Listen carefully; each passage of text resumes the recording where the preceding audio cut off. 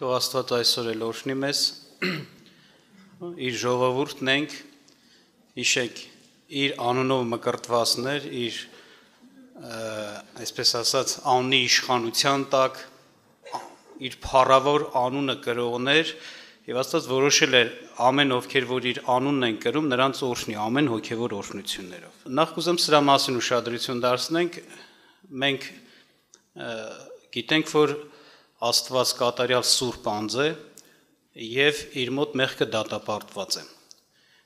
Եվ որպեսզի մարդը ճանաչի, թե ինչ բան է մեղքը, ինչ գործն է, որ արարմունքն է մեղք համարվում, Աստված մեղքը բացահայտող խոսք տվեց։ Դա իր օրենքն էր։ Օրենքով է բացահայտվում իրավունքի եւ արդարության սահմանները, Աստծո օրենքով, Աստծո դրած օրենքով, ես չեմ խոսում այս այլ օրենքների մասին։ Եվ մենք հստակ գիտենք, որ օրենքի կատարման հարցում մեզ ազատություն չի տրված։ Այսինքն օրենքը պարտադրող է։ Պիտի անես եւ վերջ։ Եթե չանես, մեղավոր ես եւ պատժելի, հանցավոր։ Երբեք չեն կարող ասել, օրինակ, եթե տրված է պատվերը մի գողացիր, մենք ազատ ենք, կարող ենք գողանալ, կարող ենք չգողանալ։ Չէ, այդպես չի։ Դատապարտել է ամեն մանց, որ խախտի օրենքը, խախտի այս պատվերը։ Բայց դրանից դուրս ասենք շատ բաներ կա, որ այսպես կարելի ասել, մարդը որոշակի ազատություն ունի։ Այսինքն այն քայլերը, որոնց մեջ անիրավության խախտում չկա, մարդը ազատություն ունի։ Բաներ կա, որ ինքը կարող է անել եւ կարող է չանել։ Օրինակ ասեմ, տեսնում ենք մեր շրջապատում էլ ասենք հավատացյալների մեջ, տեսնում ես օրինակ մարդիկ կան, որ կարող է գինի օգտագործեն, օրինակ եմ ասում։ Մի օրինակ, որ հասկանանք ինչ նկատի ունեմ։ Մարդիկ կան չեն օգտագործում։ Մարդիկ կան, օրինակ Սուրբ Գիրքը ասում է, ինչ որ ուտելիքի հետ կապված չեն օգտագործում այդ ուտելիքը, մարդիկ էլ կան օգտագործում են։ Այսինքն հասկանում ես, որ այստեղ, այսպես ասեմ,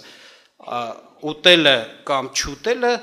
մեղքի հարց չի դրված, այլ մեկ այլ բան կարող է մեղք առաջացնել, անիրավություն առաջացնել եւ մեղադրելի դարձնել մարդուն։ Եվ կուզեմ սրա վրա այս նրբության վրա ուշադրություն դարձնենք։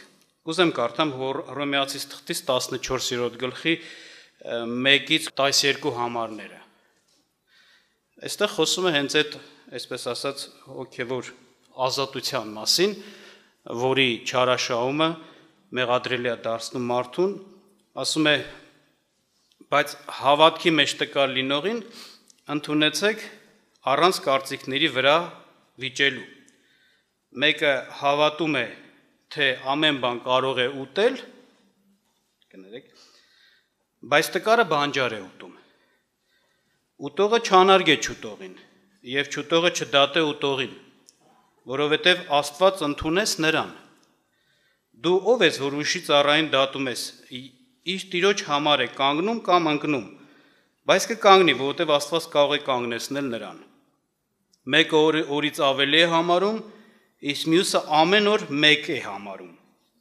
Ամեն մեկը թող իր միտքը հաճեցնի։ Օրին մտիկ անողը տիրոջ համար է մտիկ անում, եւ օրին մտիկ չանողը տիրոջ համար չէ մտիկ անում, եւ ուտողը տիրոջ համար է ուտում, որովհետև Աստվածանից գոհանում է, եւ չուտողը տիրոջ համար չի ուտում եւ Աստվածանից գոհանում է։ Որտե մեզանից ոչով ինքն իրեն համար չի ապրում, եւ ոչով ինքն իրեն համար չի մեռնում, որովհետև եթե ապրենք, տիրոջն ենք ապրում, եւ եթե մեռնենք, տիրոջն ենք մեռնում։ Ուրեմն թե ապրենք եւ թե մեռնենք, տիրոջն ենք։ Որ ուշադրություն եք դարձնում, ամբողջ կոնտեքստից հասկացվեց, ոչ ուտելն էր մեղք, ոչ էլ չուտելը։ Ասում է, եթե նա ուտում է գոհանալով Աստծուց եւ Աստված, ոնց որ ասած, ընդունում է նրա այդ գոհությունը։ Այն մյուսն էլ ասում է, չուտողն էլ տիրոջ համար չի ուտում։ Էլի Աստվածանից ասում է գոհանում է։ Կամ ասում է մեկը օրինակի համար հատուկ վերաբերմունք ունի ինչ որ օրվա հետ կապված։ Չէ, ասեց մեկը օրից ավելի է համարում, այսինքն ծոր ասած հատուկ ուշադրություն է դարձնում ինչ որ օրերի եւ մյուսն էլ ասում է ամեն օր մյուսի համար ամեն օրը միևնույն հավասար վիճակի մեջ է, հավասար է եւ բոլոր դեպքերում էլ ասում է, եթե նա այդպես է համարում, Աստծո համար է անում։ Նա էլ որ այդպես է համարում, էլ է Աստծո համար է անում։ Եվ ոնց որ ասած, Տերը չի մեղադրում, խես դու հատուկ վերաբերմունք ցույց տալիս այսօրվան, իսկ նրան էլ չի մեղադրում դու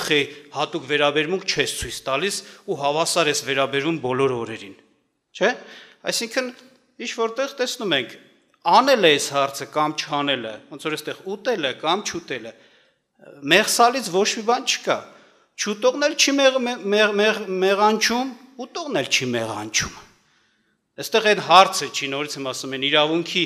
արդարության այդ սահմանը չի, որ խախտվեց, չի խախտվում, այստեղ ազատություն է։ Մեկը կարա օրինակի համար իր համար որոշի, որ պիտի գինի չօգտագործի, օրինակ եմ ասում։ Մյուսն էլ կարող է որոշի, որ կարող է նաև օգտագործել, հարցը արփենալու մասին չի։ Եվ բայց ինչու՞մն է այստեղ հանդիմանությունը Աստծու։ Որ ուշադրություն եք դարձնում, երկուսին էլ, այն ուտողին էլ, չուտողին էլ հանդիմանություն կա։ Ո՞րն է հանդիմանությունը։ Միթե ուտելու համար, որը նա ուտում է, ասում է, խես ուտում, սխալ ես անում։ Չէ, ինչ է ասում, այն ուտողը չուտողին դնում ինչ է անում, անարգում է։ Անարգում է հավատքի մեջ տկար լինողին, որ գուցե ինչ որ բանի հիման վրա խշմտանք ունի եւ այդ քայլը չի կատարում, որպեսզի մտածելով, ոնց որ ասած, Աստծո առաջին իրան Աստծուն հաճելի պահի։ Իսկ չուտողի համար էլ Տերը, այսինքն համուտողին է Տերը հանդիմանում, համել չուտողին։ Չուտողին էլ էլի հանդիմանում է, ինչ ասում, ասում է դու դատում ես ուտողին։ Ուտում ես կեր, խես դատում։ Չես ուտում մի կեր, բայց խես դատում ուտողին։ Նրան ասում է ուտում ես կեր, բայց չուտողին խես անարգում։ Սրա մեջ են իրանք մեղադրելի, ոչ թե իրենց ուտելու կամ չուտելու մեջ։ Հեստեք ուշադրություն դարձնեք վկայությունը Տեր Հիսուս Քրիստոսի մասին եւ օրինակ Հովհաննես Մկրտչի մասին։ Տեսեք,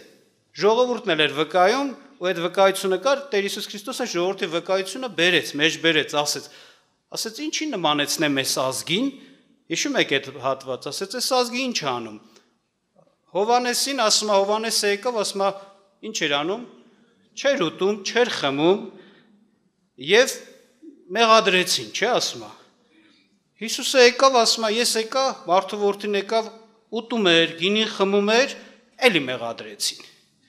Այսինքն եթե ասես նայես օրինակ այդ խմելու հետ կապված, Հովհաննեսը ընդհանրապես չէր խմում, Հիսուսն էլ օգտագործում էր, տեսնում ենք, հենց վկայություն է տալիս, որ գինի խմող, չէ՞, այսպես կարելի ասել։ Բայց օրինակ երկուսն էլ իրանց ոնց որ ասած, իրանց պահվածքի մեջ անմեղադրելի էին, արդար, մաքուր։ Երբ կարող է մարդը այսպիսի հարցերում մեղադրելի դառնա, ասեցինք, օրինակի համար, մարդը գինի չի խմում եւ վարդապետություն էլ ունի կամ ասենց ասած սուրբ գրային ձևակերպում էլ ունի, մի հատ նոր օրենք ու նոր պատվիրան է դրել, որ խմելը օրինակի համար մեղք է։ Այսինքն ինքը դրանով ինչ է անում։ Նա որ օգտագործում է օրինակի համար այդ գինին, նրան մեղավոր է համարում եւ նրան դատում է։ Այս դեպքում ինքը կդառնա մեղավոր, իսկ եթե օրինակի համար ինքը չի խմում եւ անողներին էլ չի դատում, դա ինքը գիտի։ Ինքը որոշել է չօգտագործի, թող չօգտագործի։ Կամ մեկ օրինակի համար բան է անում, գլխաշոր է գցել, օրինակ եմ ասել։ Մյուսը չի գցում, բայց եթե այն գլխաշոր գցողը դա սենց ասած դնում է որպես վարդապետություն ու դրանով մեղադրում է չգցողին, ինքը դրանով դատանելով մեղավոր է դառնում Աստծո առաջին։ Հասկանում եք, բաներ կա, որ ասենց ասած ազատության մեջ եմ, կարող եմ անել, կարող եմ չանել, բայց երբ որ ես այդ իմ անելը կամ չանելը արդեն նոր օրենք դնելով, ասենց վարդապետություն ստեղծելով, ավետանից դուրս մի պատվեր եմ դարձնում եւ սկսում եմ մեղադրել չանողին, կամ եթե ես անում եմ չանող եմ, մեղադրում եմ անողին, ես դրանով մեղավոր եմ։ Մեկ ես եմ ուզում եմ օրինակ եմ կոպիտ ասած այս կոստյումը միշտ հագնեմ։ Սենց որոշել եմ այտենց ինձ համար այս կոստյումը միշտ հագնեմ, օրինակ եմ ասում։ ով որ հանկարծ կոստյում չի հագնում, բանից ասենք մարդկանցից, մեկ էլ սկսում եմ մեղադրեմ։ Այս հենց տեղ է մեղավորությունը։ Բայց ես եթե որոշել եմ իմ կոստյումը հագնեմ միայն այս, ասենք միշտ սրանով լինեմ, սրանով մեղավոր չեմ, այսպես եմ որոշել։ Երբ է դառնում ինքը մեղավոր, երբ որ ինքը արդեն դա որպես թե Աստծո պատվեր, որպես թե մի sense Աստծո օրենք, Աստծուց դրված իրավունքի սահման է դե ներկայացնում։ Ոչ թե որպես թե իր ազատության մեջ իր ազատ ընտրությունը։ Հասկանում եք թե չէ։ Ես ազատության մեջ ազատ ընտրություն եմ, հնարավորություն եմ այդ սահմաններում ազատ լինեմ։ Ոչ թե ինձ այնտեղ օրենքով պարտադրված իրավունքի սահման է դրված եւ ես այդ իրավունքի սահմանն եմ պահում։ Դրանք տարբեր բաներ են։ Ուրեմն թող Աստված օրհնի մեզ, ժողովուրդ ջան։ Իրականությունը էս է, որ մարդը պիտի զգուշություն անի Տիրոջը պաշտելու մեջ, այո, հարցեր կան, բաներ կան, որոնք մենք Աստծուց ասենց ասած պատվերով տրված է եւ մենք պիտի այդ պատվերի համեմատ իրավունք պահենք, արդարությամբ վարվենք։ Բայց բանել կա ազատություն է, ես այդ ազատությունը օգտագործելիս պիտի իրոք ազատությամբ նայեմ մյուսներին, երբ որ իմ նման չեն վարվում կամ անում։ Այսպես է։ Երբ որ Տերը այդ հարցում ոնց որ չի սահմանափակել իրավունքի կանոնով, որ սա մեղք է, ես իրավունք չունեմ դրա անունը մեղք դնել, եւ կամ էլ թե չէ, երբ որ մեկը չի ուզում այդպես վարվի, ես վարվում եմ, իրավունք չունեմ իրան անարգել։ Բայց Տերն է բանանողը, ասենց ասած, մեղադրողը, երբ որ մարդը Աստծո ավետարանից դուրս պատվիրան է ստեղծում։ Եվ գիտենք, դա բավականին լուրջ հարց է։ Այն առումով է լուրջ, որ երբ որ ստեղծվեց, դրվեց այդ պատվիրանը, ինչպես տեսնում եք, շատ եկեղեցիներում շատ նորանոր պատվիրաններ են դրվել։ Ընդ որում դրվել են այն հարցերում, որտեղ իրականության մեջ մարդը ազատություն որոշակի ունի, եւ Աստված չի սահմանափակել այդ վարքագիծը։ Այսինքն չի ասել, հենց այսպես պիտի լինի։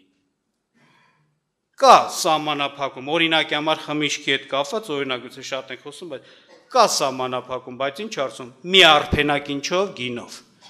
Դա կա, բայց եթե օրինակի համար մեկը ինչ-որ չափով օգտագործեց, ինչ-որ հարցով ու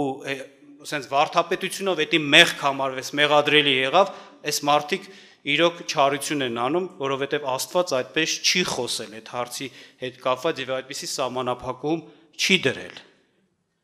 Բայց ուրիշ բանա նորից եմ ասում, ուշադրեք, եթե ես ուղակի որոշել եմ, որպեսզի այդպես լինեմ։ Օրինակ այսօրվա վիճակով, ասենց ասած, համարյա այդ խմիչքի օգտագործում արվում, համարյա ես չեմ օգտագործում։ Չեմ ուզում, չեմ օգտագործում։ Բայց մյուսների նման չեմ, ես չեմ մեղանչում ինչ հարցով, երբ որ մեկը օգտագործի, ես սկսեմ ասեմ, մեղ գործեց։ Հասկանում եք։ Ես հասկանում եմ, որ ինքն էլ իրավունք ունի։ Ստեղ ուտող եւ չուտող էր։ Չուտողը պիտի, ոնց որ ասած մտածի, ինքը կարող է ուտել, ուտում է։ Ես չեմ ուզում ուտեմ, չեմ ուտում։ Կամ գուցե իմ խշմտանքի խնդիրը կա, ոնց որ շարունակության մեջ ասում եմ, այսինքն մարդը չի կարող կողմնորոշվի, հասկանա, դժվարություն ունի, վախենում է, որ անկարծ այդ քայլը կատարի մեղավոր կհամարվի Աստծո առաջին։ Ճիշտ է, մենք ամենքս աճում ենք։ Աստծո կամքը է, որպեսզի անկեղծ գտնվելով այդ հարցերը մեր կյանքում լուծվեն, մենք ազատվենք տկար խշմտանքից, այսինքն գիտությունն է մեզ, Աստծո գիտությունն է մեզ, որ ազատելու է այդ տկար խշմտանքից։ Երբ որ դու հասկանում ես Աստծո կամք, Աստծո միտք, գալիս է նաև Աստծուց եղած քեզ տրված ազատությունը։ Դու կարող ես այսպես վարվել, կարող ես այսպես չվարվել։ Նորից ասում, սա հասկանում եք, չէ՞, որ կարգի հարցերն են։ Հարցը իրավունքի եւ անիրավության հարցը չի, որ խիստ կոնկրետ դրված է պատվիրանով։ Այլ բաներ։ Մարդ կա օրինակի համար իր հագուստի մեջ էս է ակնում, մյուսը այն է ակնում։ Պարկեստության չափանիշները պահում է, վերջացավ գնաց։ Բայց մեկ էլ տենաս մեղադրում են, որովհետև կա վարդապետություն, որ օրինակի համար, եթե կինը անկար շալվար հագեց, մեղանչեց։ Բայց եթե պարկեշտության չափանիշը խախտեց, անպարկեշտ եղավ, մեղանչեց։ Այդ արդեն անգամ հեչ կապ չունի ինչ տեսակ զգեստ է հագնում։ Շալվար թե ասենք յուբկա ոնց որ ասած, որտեվ նրանով էլ կարա խախտի այդ չափանիշը, նրանով էլ կարա։ Ուրեմն Տերը օրհնի, խնդրենք Տիրոջը այս հարցով, որ Աստված մեզ օգնի, որպեսզի չմեղանչենք, չտկարանանք, այլ ճիշտ վարվենք, իմաստուն լինենք Աստծո, ասենք, տված հնարավորությունների իրավունքի այդ սահմանների մեջ, ազատությունների մեջ։ Աղոթք անենք։